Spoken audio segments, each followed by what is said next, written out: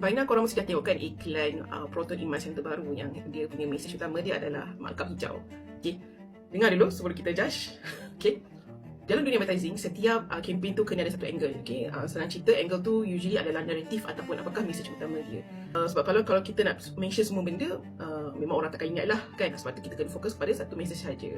Untuk kali ni, Proton Emas 7 ni, dia memang dia fokus satu je, iaitu warna. Okay, dia tak cakap pun pasal bateri, dia tak cakap pun pasal features, dia tak cakap pun benda-benda lain lah kan. Berapa lama dia boleh tahan, berapa lama experience memandu ke tidak, seperti iklan-iklan kereta yang lain. Dia fokus kepada warna. Dan itulah point dia. Okay, saya sendiri pun taklah follow Proton sangat, tapi post tu tiba-tiba muncul kat saya punya feed. Okay, kenapa? Sebab orang memang banyak komen. Okay, inilah kerja algoritma lah kan. Bila orang ada pendapat masing-masing, orang rasa ada yang okey, ada yang tak okey. Okay, orang pun share benda tu, dan bila engagement tinggi, algoritma akan push lagi konten tu untuk pergi lagi jauh.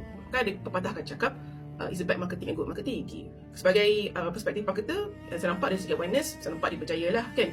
Sebab dia boleh go 100,000 view. Saya tak nampak post ni dekat ads library. Maksudnya diorang tak ads kan lah this video. Diorang memang go for organic. Tapi sebagai seorang marketer, obviously saya punya soalan sebenar saya adalah berapa banyaklah inquiry ataupun leads yang masuk selepas post ni keluar kan.